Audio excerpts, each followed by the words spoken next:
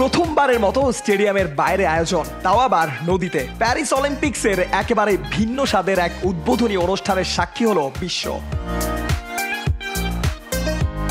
সেন নদীতে ভেতরে পারে সাজানো মঞ্চ, লেডি গাগার গান, ফরাসি সংস্কৃতি ফুটিয়ে তোলা, বিশ্ববিখ্যাত মোনালিসা চিত্রকর্ম চুরি হয়ে যাওয়া, মিনিয়ন্সের তা খুঁজে পাওয়া থেকে শুরু করে অন্যরকম এক উদ্বোধনী অনুষ্ঠান উপহার দিল সিটি অব লাভ খ্যাত প্যারিস।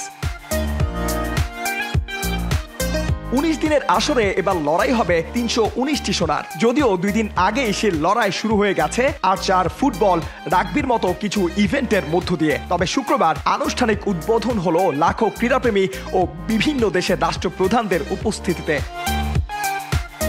সেন নদীর 2 পাড়ের সংযোগ সেতুতে ওড়ানো হলো 3 রঙের ধোঁয়া। 101 অ্যাথলেট নিয়ে গ্রিস দলের অ্যাথলেটদের নৌকায় করে আসা দিয়ে মার্চ পাস্টের শুরু। এরই মধ্যে লেডি গাগা নদী তীরে সাজানো মঞ্চে গাইতে আসেন দল নিয়ে। একটু পরেই দেখা যায় বাংলাদেশের দলকে বহনকারী নৌকা। লাল সবুজের পতাকা এবার বহন করছেন সরাসরি প্যারিস অলিম্পিকে খেলার যোগ্যতা অর্জন করা আর্চার মোহাম্মদ সাগর ইসলাম। সব মিলিয়ে বাংলাদেশের 5 জন অ্যাথলেট অংশ নিচ্ছে প্যারিস অলিম্পিক্সে।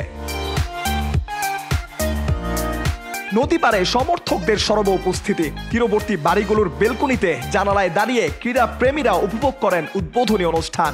সংযোগ সেতুর উপরে তৈরি করা হয় গ্যালারি, সেখানেও ছিলেন দর্শকরা। হর্ষধ্বনিতে মাতিয়ে রাখেন তারা পুরো অনুষ্ঠান। ভিন্নধর্মী এই আয়োজনে উল্লাসে ফেটে পড়েন দর্শকরা। ফ্রান্সে সকালে রেলের নেটওয়ার্কে হামলার যে শঙ্কা উকি দিয়েছিল, সন্ধেই তা উড়ে যায় ভিন্নধর্মী মন জুড়ানো জমকালো উদ্বোধনীতে। খন্দকার আসিফুজ্জামান, স্পোর্টস ডেস্ক, বার্তা 24।